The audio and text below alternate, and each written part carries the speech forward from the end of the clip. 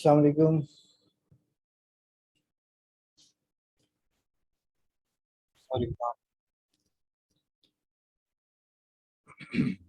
बस 2 minute wait करते हैं, फिर इसको स्टार्ट करते हैं। अगर आप लोगों में से किसी का कोई क्वेश्चन है लास्ट क्लास के हवाले से तो अभी पूछ सकते हैं।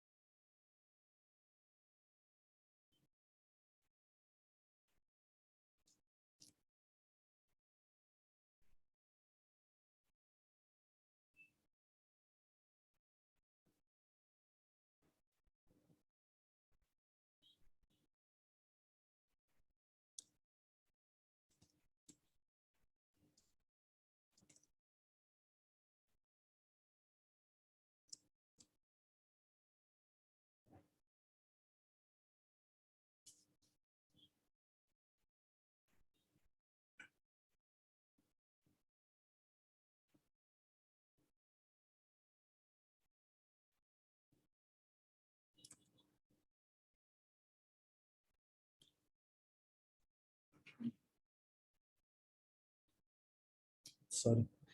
अच्छा, मुझे एक मैसेज आया अभी। टेलविन और बूटस्ट्रैप में क्या फ़र्क है? अच्छा, टेलविन जो है वो आपका एक सीएसएस का फ्रेमवर्क है, जबकि बूटस्ट्रैप आपका एक कंप्लीट ओवरऑल फ्रेमवर्क है, जिसके अंदर आपको सारे कंपोनेंट्स वगैरह भी मिलते हैं। लेकिन टेलविन के अंदर आपको जो है वो कंपोनेंट्स वगैरह इस तरह के नहीं मिलते जिस तरह के बूटस्ट्रैप के अंदर आपको मिलते हैं। ठीक है, तो टेलविन जो है वो बूटस्ट्रैप से बिल्कुल डिफरेंट है। तो टेलविन जो है वो एक सीएसएस का फ्रेमवर्क है, जबकि बूटस्ट्रैप के अंदर आपको जावास्क्रिप्ट वगैरह सारी चीज़ें आपको मिल जाती हैं। और बूटस्ट्रैप के अंदर आपको और भी काफ़ी सारी चीज़ें मिलती हैं, जैसे कंपोनेंट्स होते हैं, या फिर उसके अलावा ड्रॉप डाउन्स हैं, और फॉर्म्स की यूआईज हैं, और भी वैलिडेशंस वगैरह की चीज़ें हैं, वो आपको बूटस्ट्रैप के अंदर मिल जाती हैं। लेकिन टेलविन के अंदर ये सारी चीज़ें आपको नहीं मिलती।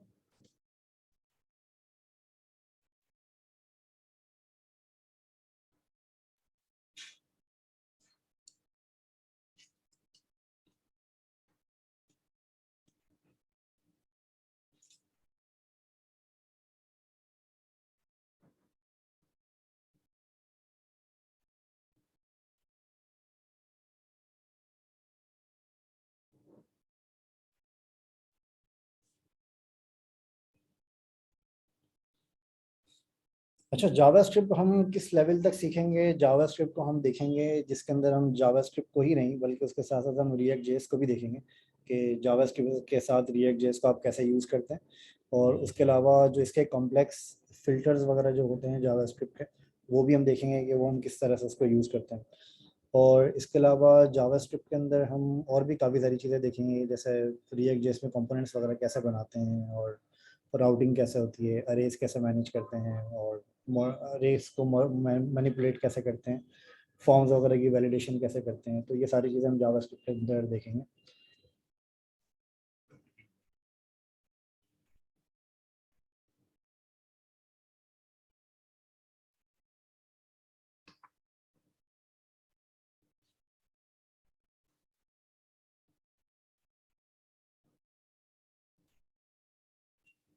जी हाँ, बिल्कुल, एपीआई को भी यूज़ करना देखेंगे।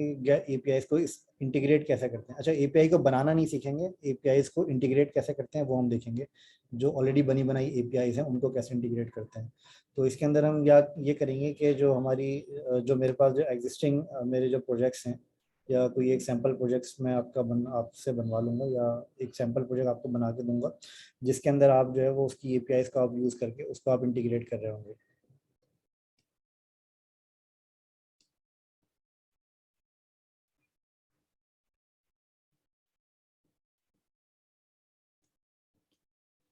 ओके, चलें, आई थिंक स्टार्ट करते हैं क्लास को। ठीक है, आई थिंक काफ़ी टाइम हो गया है।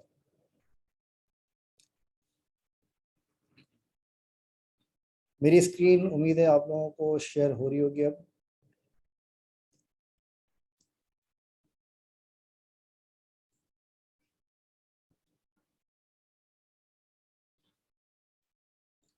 अच्छा, लास्ट क्लास के अंदर मैंने आप लोगों को बताया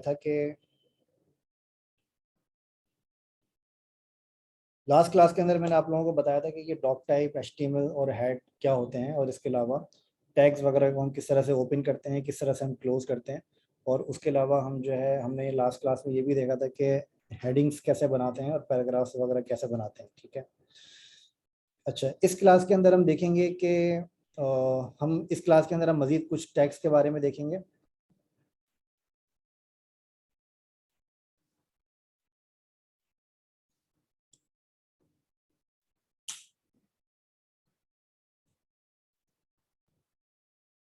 अच्छा, अब उम्मीद है आपको आवाज़ सही आ रही होगी। अच्छा, इस क्लास में हम मजीद कुछ और टैग्स के बारे में देखेंगे कि मजीद कुछ और टैग्स किस तरह से हम इसको अप्लाई करते हैं, और इसका स्टाइल जो है।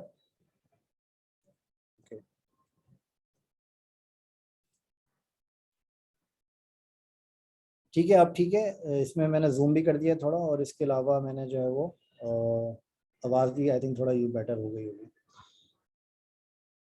Okay, sorry to interrupt guys. अच्छा, इस क्लास के अंदर हम देखेंगे कि मजीद कुछ टैग्स देखेंगे, और उसके अलावा हम थोड़ा सा सीएसएस के बारे में भी देखेंगे कि सीएसएस को किस तरीके से हम अप्लाई करते हैं, और नॉर्मली सीएसएस की कौन कौन सी टाइप्स होती हैं जो कि आपको अपने पेज को डिज़ाइन करने में, लेआउट बनाने में यूज़ की जाती हैं, ठीक है। तो क्लास को हम वहीं से स्टार्ट करते हैं जहाँ से हमने लास्ट टाइम इसको छोड़ा था। सबसे पहले मैं आपको इसका ओवरव्यू दिखा देता हूँ कि हमने लास्ट टाइम क्लास को कहाँ पे छोड़ा था, ताकि वो आपको चीज़ क्लियर हो जाए। अच्छा, लास्ट टाइम हमने जो क्लास को देखा था वो हमने देखा था यहाँ तक, जिसके अंदर हमने अपनी मेन हेडिंग बनाई थी, और उसके बाद हमने पैराग्राफ बनाया था, और फिर उसके बाद हमने इसकी 5 सब हेडिंग्स हमने बनाई थी, ठीक है। अच्छा, ये जो हमने इसके अंदर काम किया था, इसको हमने किस तरह से किया था, इसके लिए थोड़ा सा मैं रिपीट कर देता हूँ जो नए लोग आए हैं उनके लिए। तो इसके अंदर सबसे पहले हमने ये डॉक टाइप बनाया था, एचटीएमएल को यहाँ से टैग स्टार्ट किया था, फिर उसके बाद ये हेड का टैग स्टार्ट किया था। अच्छा, जो नए लोग आए हैं उनको मैं सजेस्ट करूँगा कि वो पुरानी वीडियो को एचटीएमएल की देख लें, तो वो उनके लिए ज़्यादा बेटर होगा। अदरवाइज जो है वो ये चीज़ मैं भी थोड़ा सा क्विकली गो थ्रू करूँगा, क्योंकि ऑलरेडी ये चीज़ मैं पढ़ा चुका हूँ पहले। अच्छा, इसके अंदर हमने ये देखा था लास्ट क्लास के अंदर कि हमने ये ओपन टैग कैसे करते हैं या क्लोज टैग कैसे करते हैं। जैसे क्लोज टैग के लिए हम यहाँ पे स्लैश लगाते हैं, तो इसके अंदर ये टैग हमारा क्लोज हो जाता है। और कोई भी एचटीएमएल का टैग ओपन करने के लिए आप यहाँ पे एचटीएमएल का टैग को यहाँ पे ओपन करते हैं, फिर उसके बाद आप एचटीएमएल का टैग को आखिर में क्लोज करते हैं, और आपके उसके अंदर जितने भी आपका जो लेआउट होता है वो सारा आपका एचटीएमएल के अंदर होता है, ठीक है। अच्छा, HTML के अंदर भी आपके पास दो अलग अलग टैग्स होते हैं, एक होता है आपके पास हेड का और एक होता है आपके पास बॉडी का, ठीक है। तो जो आपका बॉडी का टैग होता है HTML के अंदर, उसके अंदर हम वो सारे काम करते हैं जो कि हमें यूज़र को दिखाने होते हैं, जो यूज़र को आप यहाँ इंटरफेस के अंदर जो नज़र आने होते हैं, ठीक है। तो वो काम हम यहाँ पे करते हैं बॉडी के अंदर, ठीक है। अच्छा, बॉडी के अंदर लास्ट टाइम हमने H1 और पैराग्राफ हमने बनाया था। अभी मैं इसको क्या करता हूँ कि H1 और पैराग्राफ को मैं रिमूव कर देता हूँ, ठीक है। इसको मैं रिमूव नहीं करता, चलें इसको मैं एक नया पेज यहाँ पे क्रिएट कर लेता हूँ, ठीक है। इसको मैं कॉपी करता हूँ और यहाँ पे मैं एक नया पेज क्रिएट कर लेता हूँ, और इसके अंदर यहाँ पर मैं आपको दे देता हूँ for example layout dot H T M L, layout-1.html, ठीक है। तो यहाँ पे मैंने ये नया पेज एक क्रिएट किया है layout-1.html के नाम से, जिसके अंदर as it is same code आपका आ जाएगा, क्योंकि मैंने ये फाइल कॉपी करके इसको जस्ट रीनेम किया है मैंने यहाँ पे, ठीक है। तो इसके अंदर ये सारा कोड यहाँ पर आ जाएगा। अच्छा, फिर इसके बाद यहाँ पे मैं इसको बिल्कुल डिलीट कर देता हूँ, बिल्कुल खाली कर देता हूँ अपनी बॉडी को, ठीक है। अब आप देखेंगे कि बॉडी के अंदर मेरा कुछ भी नहीं है, बॉडी बिल्कुल खाली है मेरी, ठीक है। अच्छा, फिर इसके बाद जब मैं इस पेज को अपने यहाँ पे ओपन करता हूँ, फॉर एग्जांपल यहाँ पे जो मेरी फाइल का नाम है वो uves-talat.html लिखा हुआ है, यहाँ पर मैं कर देता हूँ layout-1.html, ठीक है। layout-1 जब मैंने लिखा है यहाँ पे, तो आप देखेंगे कि मेरे पास यहाँ पे बिल्कुल एक ब्लैंक एक पेज आ रहा है जिसका नाम है layout-1.html। ये आपका फाइल का नाम है और .html आपकी एक्सटेंशन है, ठीक है। अच्छा, इसके अंदर फिर जब हमने ये layout-1.html हमने बनाया है, इसके अंदर फॉर एग्जांपल हमें ये बॉडी के अंदर बैकग्राउंड कलर हमें अप्लाई करना है, ठीक है। तो वो हम कैसे करेंगे बैकग्राउंड कलर अप्लाई। अच्छा, बैकग्राउंड कलर या कोई भी स्टाइल हमें अपने लेआउट के अंदर अप्लाई करने के लिए हम क्या करते हैं, हम CSS का यूज़ करते हैं, ठीक है। CSS को यूज़ करने के लिए हमारे पास तीन तरह के स्टाइल, तीन तरह के तरीके होते हैं हमारे पास CSS को यूज़ करने के लिए। एक तरीका आपका होता है CSS को यूज करने का, होता है वो होता है इनलाइन। ठीक है, मैं आपको यहाँ पे तरीके लिख के दिखा देता हूँ ना।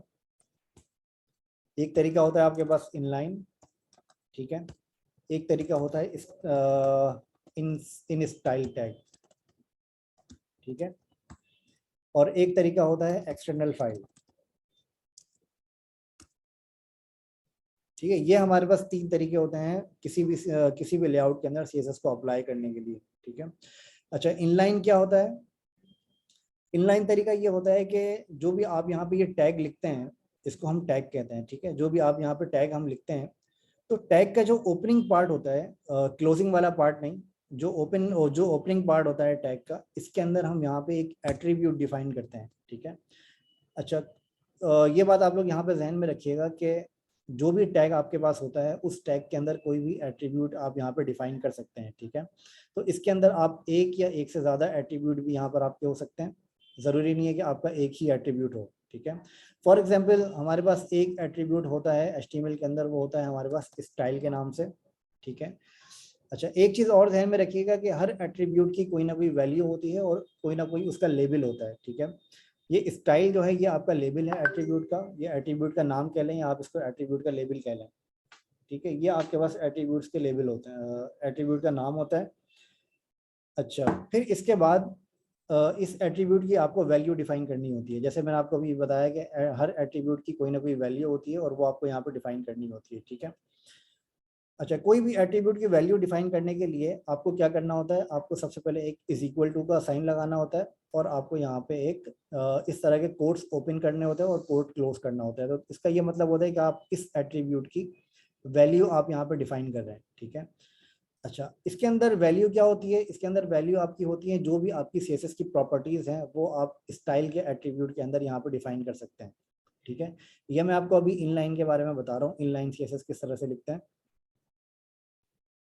अच्छा फिर इसके बाद आप क्या करते हैं, इसके बाद आप ये करते हैं कि यहाँ पे फॉर एग्जांपल अभी मुझे इसका बैकग्राउंड कलर चेंज करना है अपनी इस बॉडी का। तो बैकग्राउंड कलर चेंज करने के लिए मैं क्या करता हूँ, मैं सबसे पहले यहाँ पे लिखता हूँ बैकग्राउंड डैश कलर। ठीक है, अच्छा बैकग्राउंड कलर जब मैंने यहाँ पे लिखा है इसके अंदर, तो ये बैकग्राउंड कलर आपकी एक प्रॉपर्टी है। ठीक है, ये आपकी एक प्रॉपर्टी है जो कि आपकी CSS की प्रॉपर्टी है। ठीक है, तो कोई भी आपको स्टाइल अप्लाई करना होता है तो वो आपको CSS के बगैर आप अप्लाई नहीं कर सकते, तो उस स्टाइल को आप CSS के थ्रू ही अप्लाई करते हैं HTML के अंदर। ठीक है, अब CSS चाहे आप इनलाइन लिखें या स्टाइल के अंदर लिखें या आप एक्सटर्नल फाइल के अंदर लिखें, तो कोई भी आपकी जो CSS होती है वो आपकी इस तरह की एक स्टाइल के अंदर आपकी डिफाइन होती है। ठीक है, अच्छा स्टाइल के अंदर जब आप CSS को डिफाइन करते हैं तो अगेन इसके अंदर आपके पास एक प्रॉपर्टी होती है और इस प्रॉपर्टी की वैल्यू होती है। मतलब ये आपकी पूरी एक प्रॉपर्टी है और इस प्रॉपर्टी की अब आप यहाँ पे वैल्यू डिफाइन करते हैं। ठीक है, इसकी वैल्यू आपकी क्या हो सकती है? फॉर एग्जांपल आप यहाँ पे बैकग्राउंड कलर देना चाह रहे हैं, तो जाहिर सी बात है कि जब आप कोई बैकग्राउंड कलर देना चाह रहे हैं तो इसकी वैल्यू क्या होगी, आपका वो बैकग्राउंड का कलर होगा जो आप देना चाह रहे हैं। फॉर एग्जाम्पल अभी यहाँ का जो बैकग्राउंड कलर है वो है वाइट कलर, वाइट। ठीक है, अब यहाँ पे अगर आप ब्लैक कलर करना चाह रहे हैं या आप येलो कलर करना चाह रहे हैं, ठीक है, तो आप यहाँ पे सिंपली येलो कलर यहाँ पे आप लिख दें तो आपको यहाँ पे साइन भी नज़र आ जाएगा, यहाँ पे आपको येलो कलर भी आपको यहाँ पे नज़र आ जाएगा। ठीक है, तो इसका ये मतलब है कि आप यहाँ पे बैकग्राउंड कलर भी येलो कलर का आप यहाँ पे अप्लाई कर सकते हैं। ठीक है, अच्छा ये VS कोड की खास बात ये होती है कि जब आप इसके अंदर येलो के ऊपर जब आप माउस ओवर करते हैं तो यहाँ पे आपके पास मल्टीपल बैकग्राउंड कलर्स यहाँ पर आपके पास आ जाते हैं, जिसको आप यहाँ से डायरेक्टली चेंज भी कर सकते हैं। ठीक है, अच्छा मैं आपको इसके बारे में बताता हूँ कि ये चेंज आप करते हैं तो ये ऐसा क्यों चेंज हुआ है, मतलब ये आपके नंबर्स में क्यों चेंज हो गया। पहले ये हमने जैसे इसके अंदर येलो लिखा था, अब वहाँ पे वो नंबर्स आ रहे थे, तो फिर वो मैं आपको बताता हूँ थोड़ी देर में कि वो क्यों हमने नंबर्स वहाँ पे लिखे थे। ठीक है, अच्छा जब मैंने यहाँ पे इसको बैकग्राउंड कलर येलो किया है, तो बैकग्राउंड कलर येलो करने के बाद आपको यहाँ पे जब आप आते हैं तो अभी आपका वो कलर अप्लाई नहीं हुआ। अप्लाई वो क्यों नहीं हुआ? क्योंकि एक तो जैसे कल मैंने आपको बताया, लास्ट क्लास में मैंने आपको बताया था कि इसके अंदर आपको क्या करना होता है, इसके अंदर आपको अपनी ये फाइल को सेव करना होता है, जो कि मैं ऑलरेडी कर चुका हूँ। ठीक है, फाइल को सेव करने के बाद आपको क्या करना होता है, फाइल को सेव करने के बाद आपको ये पेज रिफ्रेश करना होता है। तो आप जैसे ही इस पेज को रिफ्रेश करेंगे तो आप देखेंगे कि आपके जो बैकग्राउंड कलर है, जो आपका बॉडी का जो बैकग्राउंड कलर है, वो आपका येलो हो गया है। ठीक है, अच्छा अब इसके अंदर और भी काफ़ी सारे स्टाइल्स होते हैं, जैसे कि ये आपने ये बैकग्राउंड कलर यहाँ पे अप्लाई किया है, तो बैकग्राउंड कलर के साथ साथ अगर आप यहाँ पे कोई बॉर्डर अप्लाई करना चाह रहे हैं, तो अब आप यहाँ पे मल्टीपल स्टाइल्स अप्लाई करने के लिए क्या करते हैं, आप यहाँ पे जैसे अभी मैंने एक स्टाइल यहाँ पे अप्लाई किया है, ठीक है। अब अगर आप यहाँ पे मल्टीपल स्टाइल यहाँ पे अप्लाई करना चाह रहे हैं, तो उसके लिए आप क्या करते हैं, उसके लिए आप यहाँ पे एक साइन लगाते हैं सेमीकोलन का, इस तरीके से, ठीक है। तो सेमीकोलन क्या करता है कि आपका एक एक प्रॉपर्टी और उसकी वैल्यू को यहाँ पे एंड कर देता है, ठीक है। फिर इसके बाद अगर आपको दूसरा स्टाइल लगाना है, तो आप सेमीकोलन के बाद दूसरा स्टाइल अपना यहाँ पे लगा सकते हैं, ठीक है। फॉर एग्जाम्पल यहाँ पर मैं आपका एक और स्टाइल लगाता हूँ, वो स्टाइल में लगाता हूँ बॉर्डर। अभी आप इसके ऊपर गौर मत करिएगा कि ये बॉर्डर जो मैंने लिखा है इसका सिंटैक्स वगैरह क्या है, मतलब सिंटैक्स इसका सेम ही है, लेकिन जो प्रॉपर्टीज़ हैं वो ऑब्वियसली मुझे याद हैं, लेकिन आप लोगों को याद करने में थोड़ा टाइम लगेगा।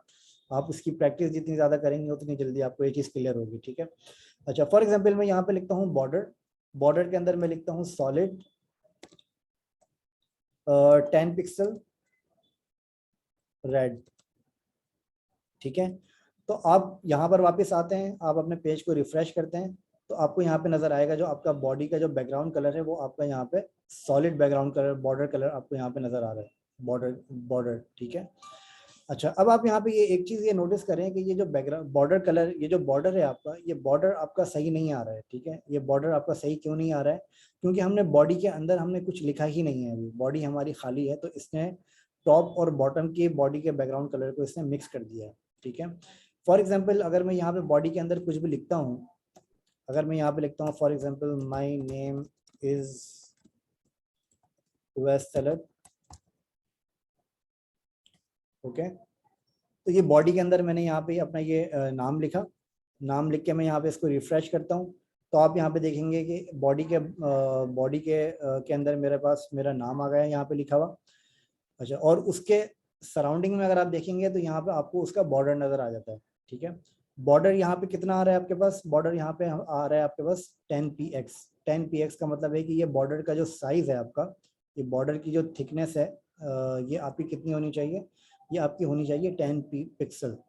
अच्छा, पिक्सल क्या होता है, पिक्सल के बारे में मैं आपको बाद में बताऊंगा कि पिक्सल क्या होता है, लेकिन पिक्सल एक आपका जो आपके साइजेस होते हैं, उन साइजेस के अंदर से एक टाइप होती है, जैसे इंचेस होते हैं, मिलीमीटर्स होते हैं, सेंटीमीटर्स होते हैं, पॉइंट्स होते हैं, इसी तरह से आपके पास पिक्सल भी होता है, जो कि आपके डिजिटल स्क्रीन के ऊपर आपका यूज़ हो रहा होता है, ठीक है। तो ये वैसे आपको पता ही होगा, अगर आप लोग मोबाइल्स वगैरह के अंदर अगर आप कैमरे के बारे में जानते हैं, तो कैमरे के बारे में आपको पता होगा कि 14 पिक्सल, 20 पिक्सल, 30 पिक्सल, तो वो इसी को कहते हैं, ठीक है। अच्छा, अभी यहाँ पे 10 है, फॉर एग्जांपल मैं यहाँ पे इसको 30 कर देता हूँ, तो आप यहाँ पे देखेंगे कि जो पिक्सल का साइज है वो मेरा यहाँ पे बढ़ जाएगा, ठीक है। अच्छा,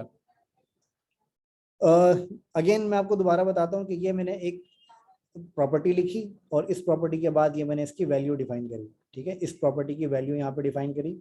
अब अगर यहाँ पे मुझे कुछ और भी वैल्यूज डिफाइन करनी है, तो उसके लिए मैंने आपको बताया कि सेमी कॉलन के बाद मैं मल्टीपल और भी एट्रीब्यूट्स यहाँ पे और भी स्टाइल्स में यहाँ पे अप्लाई कर सकता हूँ।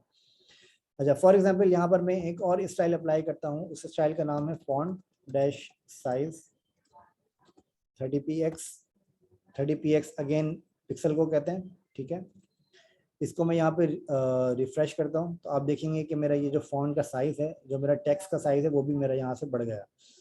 अच्छा, इसके अंदर इसने बॉर्डर का साइज़ नहीं बढ़ाया, आप ये नोटिस करें, इसने बॉर्डर का साइज़ नहीं बढ़ाया, इसने सिर्फ क्या किया, जो हमारा फॉन्ट का जो साइज़ है वो इसने यहाँ पे हमारा बढ़ा दिया, ठीक है। अच्छा, जैसे इसने फॉन्ट का साइज़ यहाँ पे बढ़ाया, तो इसके अच्छा, इसको हम कहते हैं इनलाइन स्टाइल, जो कि हम स्टाइल के अंदर लिखते हैं, ठीक है। स्टाइल के अंदर मैंने आपको बताया कि इसको जो सेमी कॉलन के बाद हम इसको सेपरेट करके लिखते हैं, तो सेम ही तरीका आपके पास होता है। अगर आप इसको यहाँ पे स्टाइल को यहाँ से हटा के अगर आप स्टाइल के इस एट्रीब्यूट के अंदर लिखना चाहें, तो आप यहाँ पे भी लिख सकते हैं, ठीक है। अच्छा, फॉर एग्जाम्पल मैं यहाँ पे क्या करता हूँ, मैं यहाँ पे आपका एक बनाता हूँ कुछ डिव्स, ठीक है। सॉरी, डिव आपने अभी पढ़ी नहीं है, इस वजह से मैं डिव को हटा देता हूँ। मैं यहाँ पे बनाता हूँ h1। h1 के अंदर मैं लिख देता हूँ my name is Uwais Talat, और h2 के अंदर मैं लिख देता हूँ this is Ilmis front end class 2, ठीक है। तो अब आप अगर यहाँ पे देखेंगे, तो यहाँ पे अगर मैं इसको रिफ्रेश करता हूँ, तो आपको यहाँ पे नजर आएगा my name is Uwais Talat, और this is Ilmis front end class 2, ठीक है। This is Ilmis front end class 2, ठीक है। अच्छा, अब इसके अंदर फॉर एग्जांपल मुझे इन दोनों के ऊपर स्टाइल अप्लाई करना है, ठीक है। तो वो मैं कैसे करूँगा? वो करने का बहुत सिंपल तरीका ये है कि सबसे पहले मैं क्या करता हूँ कि बॉर्डर को यहाँ पे मैं रहने देता हूँ। फॉर एग्जांपल मुझे ये करना है कि मुझे H1 का कलर जो है वो रेड करना है और H2 का कलर मुझे कुछ और करना है, जैसे फॉर एग्जांपल ब्लू करना है, ठीक है। तो उसको अप्लाई करने के लिए मैं क्या करूँगा, मैं यहाँ पे लिखूंगा दोबारा स्टाइल। जैसे मैंने आपको बताया कि ये जो H1 का जो टैग है या कोई भी टैग है उसके ऊपर आप ये स्टाइल का एट्रीब्यूट लिख सकते हैं, और लॉजिक इसकी सेम ही रहती है कि आप स्टाइल लिखते हैं एट्रीब्यूट, फिर इस स्टाइल की वैल्यू आप डिफाइन करते हैं, ठीक है। जब आप इसकी वैल्यू डिफाइन करते हैं तो इस वैल्यू के अंदर आप क्या करते हैं, आप मल्टीपल प्रॉपर्टीज डिफाइन करते हैं CSS की। स्टाइल की बात बता रहा हूँ मैं आपको, स्टाइल के अंदर आप मल्टीपल CSS की प्रॉपर्टीज डिफाइन करते हैं। CSS की प्रॉपर्टीज के अंदर एक प्रॉपर्टीज की होती है बैकग्राउंड कलर, फिर एक प्रॉपर्टीज की होती है बॉर्डर, फिर एक प्रॉपर्टीज की होती है फॉन्ट साइज, ठीक है। अच्छा, फॉन्ट साइज अभी हमने दिया हुआ है बॉडी को, जबकि बॉडी के ऊपर फॉन्ट साइज का हमारे पास कोई काम नहीं है, क्योंकि बॉडी के ऊपर हम फॉन्ट साइज नहीं देते, फॉन्ट साइज हम देते हैं अपने फॉन्ट्स के टैग के ऊपर, ठीक है। अच्छा, फॉर एग्जांपल फॉन्ट का जो टैग है हमारे पास वो है हमारे पास H1 और H2, जिसके ऊपर हमारा कंटेंट लिखा हुआ है, जिसके ऊपर हमने कोई अपना टेक्स्ट लिखा है, ठीक है। अच्छा, H1 के ऊपर जब मैं जाता हूँ और यहाँ पे मैं इसको फॉन्ट साइज 30 पिक्सल देता हूँ, और H2 के अंदर मैं फॉन्ट साइज देता हूँ अपना 10 पिक्सल या 16 पिक्सल, ठीक है। तो ये करने के बाद जब मैं यहाँ पे इसको रिफ्रेश करता हूँ तो आप यहाँ पे देखेंगे कि my name is Uwais Talat, इसका जो फॉन्ट साइज यहाँ पर आ गया वो आ गया आपका 30 पिक्सल, और इसके बाद आपका ये जो आ गया आपके पास यहाँ पे इसका फॉन्ट साइज आ गया आपके पास 16 पिक्सल, ठीक है। यहाँ पे ये वापस ये रीसेट हो गया, मैं इसको येलो कर देता हूँ ताकि वो पहले की तरह हो जाए, ठीक है। तो अब आप यहाँ पे देखेंगे कि जो इसका फॉन्ट साइज है वो दोनों के फॉन्ट साइजेस अलग अलग मैनेज हो रहे हैं, ठीक है। अलग अलग मैनेज कैसे हो रहे हैं? मैनेज वो ऐसे हो रहे हैं कि यहाँ पे मैंने अलग फॉन्ट साइज डिफाइन कर दिया H1 के अंदर, और H2 के अंदर मैंने अलग फॉन्ट साइज डिफाइन कर दिया। अच्छा, इसके अगर आप लोगों को कोई क्वेश्चन है इसके हवाले से तो उसको प्लीज़ नोट करते रहिएगा, और क्लास के आखिर में ज़रूर पूछ लीजिएगा। क्लास के आखिर का मतलब है कि लास्ट के जो 10 मिनट्स होंगे उसके अंदर हम सिर्फ क्वेश्चन आंसर्स का सेशन करेंगे, ठीक है। अगर क्वेश्चन आंसर्स का सेशन आप लोगों को बढ़ाना है तो आप मुझे मैसेज कर दीजिएगा, तो क्वेश्चन आंसर्स का सेशन में बढ़ा के क्लास को थोड़ा सा शॉर्ट कर दूंगा।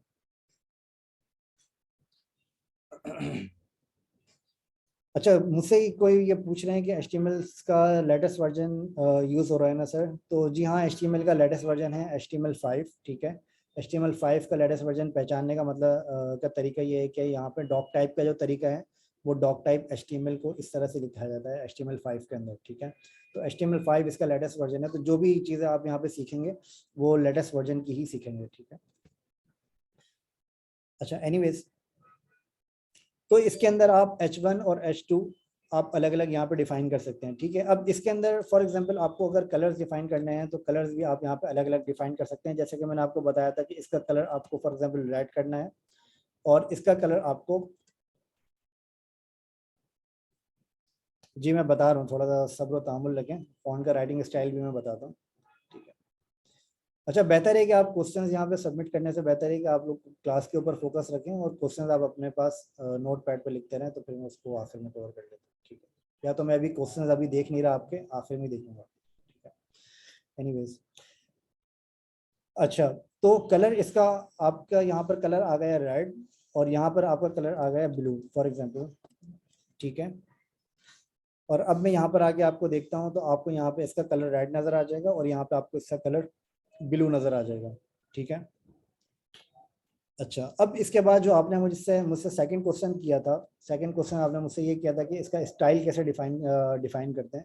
इसका स्टाइल डिफाइन करने का तरीका सिंपल है, फॉन्ट डैश फैमिली, ठीक है। फैमिली के अंदर आपके पास ये सारे वो स्टाइल्स हैं जो कि आपका वेब जो है वो सपोर्ट करता है, ठीक है। अगर आपके पास फॉन्ट फैमिली के अंदर अगर आप कोई कस्टम स्टाइल अप्लाई करना चाह रहे हैं तो वो भी आप कर सकते हैं, उसका तरीका डिफरेंट होता है, वो मैं आपको बाद में बताऊंगा, वो थोड़ा सा एडवांस लेवल के ऊपर आ जाता है, वो मैं आपको ज़रूर बताऊंगा लेकिन थोड़ा सा बाद में, ठीक है। अच्छा, ये वाले जो आपके फॉन्ट्स के जो स्टाइल्स हैं, ठीक है, इनके अंदर आपको नजर आएगा कि एक फॉन्ट के साथ मल्टीपल स्टाइल यहाँ पे डिफाइन हुए हैं, जैसे कि फॉर एग्जांपल अगर मैं ये वाला स्टाइल अप्लाई करता हूँ तो इसके अंदर आपके 4 अलग अलग फॉन्ट्स यहाँ पे डिफाइन हुए हैं। फॉर एग्जांपल जिल सेंस एमटी कैलिब्री ट्रेबुशेट एमएस, ठीक है। तो इस तरह के अलग अलग फॉन्ट्स यहाँ पे आपके डिफाइन हुए हैं।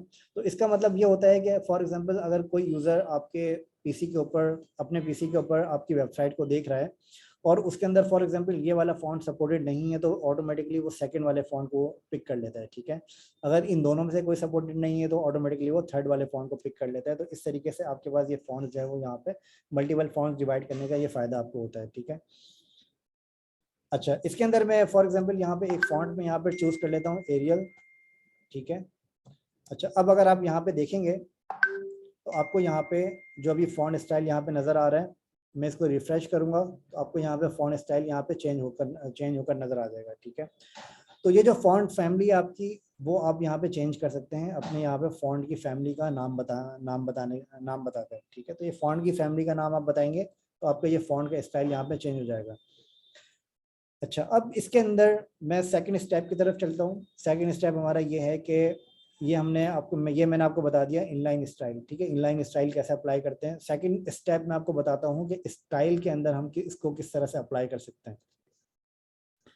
अच्छा, स्टाइल के अंदर अप्लाई करने की सबसे बड़ी वजह ये होती है कि फॉर एग्जांपल मेरे पास यहाँ पे एक H1 नहीं है, मेरे पास यहाँ पे मल्टीपल H1 के टैग्स हैं, ठीक है। या फॉर एग्जांपल मेरे पास यहाँ पे मल्टीपल H2 के टैग्स हैं। इस पर भी मैं फॉन्ट फैमिली में अप्लाई कर देता हूँ कोई, ठीक है। अच्छा, फॉर एग्जांपल मेरे पास यहाँ पे एक H2 का टैग है और इसको मैं यहाँ पे कॉपी करके मल्टीपल H2 के टैग्स में यहाँ पे अप्लाई कर देता हूँ, ठीक है। अब मैं इसको यहाँ पे रिफ्रेश करता हूँ तो आपको यहाँ पे नज़र आएंगे जो भी मैंने वहाँ पे H2 के टैग्स कॉपी किए हैं। कॉपी करने का सिंपल तरीका ये है कि आप सिंपल इसको सिलेक्ट करें, सिलेक्ट करके आप Ctrl+C प्रेस करें तो ये कॉपी हो जाएगा। फिर उसके बाद आप Ctrl+V प्रेस करें तो ये पेस्ट हो जाएगा, ठीक है। तो इस तरीके से आप कॉपी पेस्ट कर सकते हैं या फिर कट पेस्ट कर सकते हैं। कट पेस्ट का मतलब ये होता है कि वो यहाँ से रिमूव करके कहीं जहाँ पे आप पेस्ट करेंगे वहाँ पर अप्लाई हो जाएगा, ठीक है।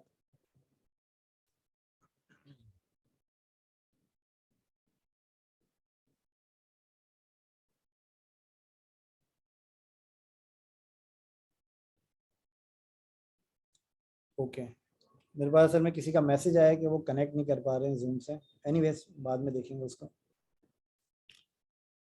अच्छा, तो इसके थ्रू आप यहाँ पे इसको इस तरह से आप यहाँ पे स्टाइल अप्लाई कर सकते हैं। लेकिन अब आप अगर यहाँ पे गौर करें एक चीज़ के ऊपर, मैं थोड़ा सा इसको जूम आउट करता हूँ ताकि आपको पूरा प्रॉपर क्लियरली ये नज़र आ जाए, क्लियर नज़र आ जाए कि इसको इतने ज़्यादा टैग्स आपके पास यहाँ पर आ रहे हैं तो वो किस तरीके से आप इसको प्रॉपरली मैनेज करते हैं CSS के ज़रिए, ठीक है।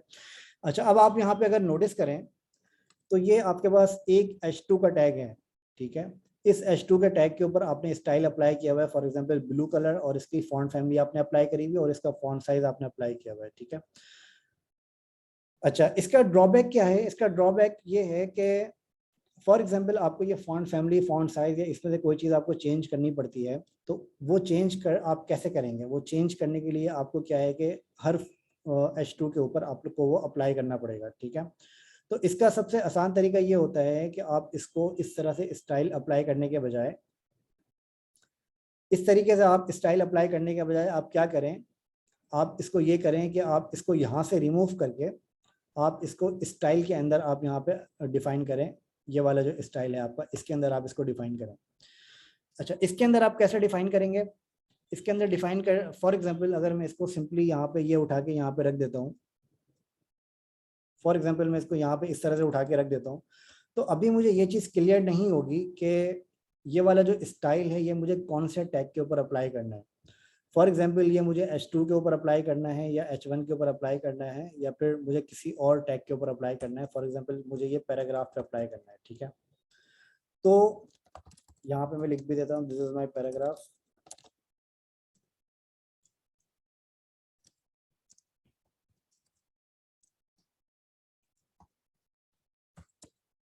ठीक है। तो यहाँ पे मैंने दिस इज माय पैराग्राफ लिख दिया तो यहाँ पे एक पैराग्राफ भी आ गया, ठीक है। अच्छा, तो अब आपको ये चीज़ क्लियर नहीं होगी कि ये आपको किस तरह से आपको अप्लाई करना है और कौन से टैग के ऊपर आपको अप्लाई करना है, ठीक है। तो इसको डिफाइन करने के लिए आप एक तो यहाँ पे आपको इस तरह की CSS चाहिए, लेकिन CSS से पहले आपको चाहिए सिलेक्टर। अच्छा, सिलेक्टर इस CSS के अंदर बहुत ज़्यादा इंपॉर्टेंट होते हैं, और सिलेक्टर्स आपके पास काफ़ी सारी टाइप्स के होते हैं सिलेक्टर्स, ठीक है। वो सिलेक्टर्स आपको मैं अभी बताता हूँ कि सिलेक्टर्स क्या होते हैं। अच्छा, वो सिलेक्टर्स आपके ये होते हैं कि फॉर एग्जांपल आपको H1 के ऊपर अगर आपको अप्लाई करना है, तो H1 आपको सिलेक्ट करना पड़ेगा, तब जाके आप H1 के ऊपर अपना ये स्टाइल अप्लाई कर सकेंगे, ठीक है। अच्छा, फॉर एग्जांपल मैं यहाँ से आपका ये स्टाइल रिमूव कर देता हूँ, ठीक है। यहाँ से मैंने आपको ये स्टाइल रिमूव कर दिया, और आप यहाँ पे अगर मैं रिफ्रेश करूँगा तो आपको H1 डिफ़ॉल्ट फॉर्मेट में नज़र आएगा, जिसमें से इसका फॉन्ट फैमिली भी रिमूव हो गई, और कलर भी रिमूव हो गया, और फॉन्ट साइज भी इसका रिमूव हो गया है, ठीक है। लेकिन अभी कलर इसके ऊपर अप्लाई नहीं हो रहा। कलर अप्लाई क्यों नहीं हो रहा है? क्योंकि मैंने यहाँ पे स्टाइल के अंदर डिफाइन तो कर दिया, लेकिन मैंने ये नहीं बताया कि ये अप्लाई किसके ऊपर करना है मुझे। अच्छा, ये बताने के लिए मैं क्या करूँगा, मैं सबसे पहले H1 को यहाँ पे डिफाइन करूँगा कि फॉर एग्जांपल मुझे यहाँ पे H1 के ऊपर अप्लाई करना है। तो H1 पे अप्लाई करने के लिए मैंने यहाँ पे सबसे पहले सिलेक्टर अपना डिफाइन किया। सिलेक्टर डिफाइन करने के बाद मैं यहाँ पे लगाता हूँ कर्ली ब्रैकेट, ओपन करता हूँ और कर्ली ब्रैकेट क्लोज करता हूँ, ठीक है। तो इससे क्या होता है कि इससे आपका ये H1 आपका सिलेक्ट हो जाता है, ठीक है। अब अगर मैं ये वाला जो स्टाइल है मेरा, इस स्टाइल को अगर मैं इस कर्ली ब्रैकेट के अंदर लगाता हूँ, मतलब कर्ली ब्रैकेट को क्लोज करने से पहले और ओपन होने के बाद अगर मैं लगाता हूँ इस स्टाइल को, तो अब अगर मैं यहाँ पे इसको रिफ्रेश करूँगा तो आप देखिए मेरा H1 यहाँ पे वापस से आ जाता है, वापस से उसका स्टाइल यहाँ पर आ जाता है। उसकी वजह ये है कि मैंने यहाँ पे इसके अंदर H1 के ऊपर यहाँ पर मैंने अप्लाई किया, ठीक है। तो ये आपका सेकंड तरीका है अपने स्टाइल को डिफाइन करने का। अच्छा, ये तरीका आप क्यों यूज़ करते हैं? ये तरीका यूज़ करने की सबसे बड़ी वजह ये होती है कि आप एक ही CSS को यूज़ करते हुए मल्टीपल टैग्स के ऊपर अपना स्टाइल अप्लाई कर सकें, ठीक है। फॉर एग्जाम्पल हमारे पास यहाँ पे एक ही H1 का टैग आ रहा है। अब मुझे यहाँ पे ये H2 के ऊपर सेम स्टाइल अप्लाई करना है, पैराग्राफ पे मुझे सेम स्टाइल अप्लाई करना है। तो वो आप कैसे कर सकते हैं? वो करने का सिंपल तरीका ये है कि आप यहाँ पे H2 का टैग सेलेक्ट करें इस तरीके से। H2 का टैग करने के बाद जो यहाँ पे आपके पास H2 का जो स्टाइल आ रहा है, उसको आप यहाँ से उठा के यहाँ पर आप अप्लाई कर दें।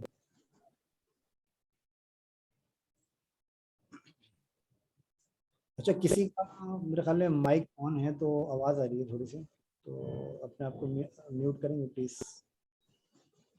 एनीवेज, मैंने कर दिया वैसे म्यूट।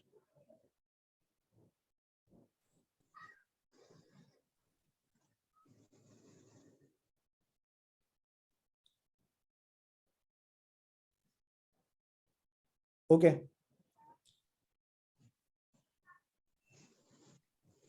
अच्छा, तो मैं आपको ये बता रहा था, मैं इसको थोड़ा सा सेपरेट कर देता हूँ।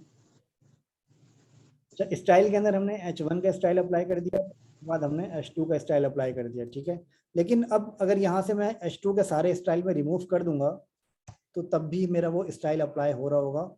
उसकी वजह ये है कि ऊपर मैंने सारे H2, जितने भी मेरे H2 हैं उन सब के ऊपर मैंने ये स्टाइल अप्लाई कर दिया है, ठीक है। तो यहाँ पे ये एक स्टाइल लेगा, इसको भी मैं रिमूव कर देता हूँ, ओके। इसको भी मैं रिमूव कर देता हूँ, ठीक है। अच्छा, अब आप यहाँ पे अगर नोटिस करें तो हमारा ये HTML वाला पार्ट बिल्कुल क्लियर हो गया। यहाँ पे हमारा कोई भी स्टाइल डिफाइन नहीं हुआ, क्योंकि हमारे जो स्टाइल्स हैं, जो हमारी CSS है, वो हमारी ऊपर यहाँ पे हमने स्टाइल के अंदर यहाँ पे लगा दिया है, ठीक है। इसकी वजह से हमारी ये CSS बिल्कुल एक साइड के ऊपर सेपरेट हो गई और बिल्कुल क्लीन हो गई, ताकि हमें समझ में आए कि हमारा जो H1 का स्टाइल है वो ये अप्लाई हो रहा है, और H2 का जो स्टाइल है वो ये अप्लाई हो रहा है। अब इसका फाइनली हम इसका प्रीव्यू चेक कर लेते हैं, ठीक है। अब मैं यहाँ पे अगर इसको रिफ्रेश करूंगा तो आप यहाँ पे देखेंगे कि वो स्टाइल आपके सेम अप्लाई हो रहे हैं, स्टाइल के अंदर आपका कोई फर्क नहीं आया, ठीक है। लेकिन अब आपका वो स्टाइल जो है वो आपका एक ही जगह से अप्लाई हो रहा है। अगर फॉर एग्जांपल मैं यहाँ पे इसका स्टाइल वर्डना की जगह या फिर मैं इसके ऊपर अंडरलाइन अप्लाई कर देता हूँ फॉर एग्जांपल, ठीक है। टेक्स्ट, सॉरी, मैं इसको यहाँ पे कैपिटल केस कर देता हूँ फॉर एग्जांपल। अभी यहाँ पे आपके पास सारी चीज़ें स्मॉल केस के अंदर आ रही हैं, मैं इसको यहाँ पे कैपिटल केस कर देता हूँ। तो कैपिटल केस करने के लिए मेरे पास एक प्रॉपर्टी होती है टेक्स्ट ट्रांसफॉर्म, और इसको मैं बता देता हूँ अपर केस, ठीक है। ये मेरे पास एक प्रॉपर्टी होती है CSS की, टेक्स्ट ट्रांसफॉर्म, और इसके बाद ये होता है मेरे पास अपर केस। इससे ये क्या करेगा, इससे ये करेगा कि जितना भी आपका ये टेक्स्ट आ रहा है सारा, ये आपका कैपिटल केस के अंदर कर देगा। अगर आप यहाँ पे नोटिस करें तो ये सारा टेक्स्ट आपका कैपिटल केस के अंदर हो गया, ठीक है। तो इस तरीके से आप यहाँ पे अपनी CSS को और अपने HTML को बहुत आसान तरीके से मैनेज कर सकते हैं। और इसको मैनेज करने का इसको अच्छा, अब एक फाइल के अंदर तो ये आप इस तरह से मैनेज कर लेंगे, ठीक है। लेकिन अगर आपके पास यही काम मल्टीपल फाइल्स के अंदर हो रहा है, तब आप क्या करेंगे? फॉर एग्जांपल आपके पास यहाँ पे एक लेआउट 1.html है। अब अगर आप कोई बड़ी वेबसाइट्स अगर आप देखें तो उसके अंदर क्या होता है कि आपके पास काफ़ी सारे पेजेस होते हैं, ठीक है। उसके अंदर आपके पास काफ़ी सारे पेजेस होते हैं और उन पेजेस के अंदर आपके पास क्या होता है कि आपको वो स्टाइल्स वहाँ पे अप्लाई करने होते हैं। अब फॉर एग्जांपल आपके पास कोई एक पेज के अंदर चेंज आया और आपको वो सब जगह अप्लाई करना है, तो वो आप कैसे अप्लाई करेंगे, ठीक है। तो उसके लिए हम क्या करते हैं, उसके लिए हम तीसरा तरीका यूज़ करते हैं जो कि हमारा होता है एक्सटर्नल फाइल वाला, ठीक है। अच्छा, जो एक्सटर्नल फाइल वाला जो आपका तरीका होता है, उसको हम क्या करते हैं, एक्सटर्नल फाइल वाले तरीके को हम कैसे यूज़ करते हैं? उसको यूज़ करने का तरीका बड़ा सिंपल है। आपको अगर ये समझ में आ गया तो आपको वो भी बहुत आसानी से समझ में आ जाएगा। अच्छा, उसके अंदर हम क्या करते हैं, उसके अंदर हम सबसे पहले बनाते हैं एक CSS की फाइल, ठीक है। फॉर एग्जांपल मेरे पास यहाँ पे एक एसेट्स का फोल्डर है, यहाँ पर मैं बनाता हूँ CSS की फाइल, ठीक है। CSS की फाइल मैंने यहाँ पे बनाई एक style.css के नाम से। मेरे एक मैसेज आया है, मैं उसको 1 मिनट रिप्लाई कर देता हूँ, 1 मिनट रुक जाओ, सॉरी।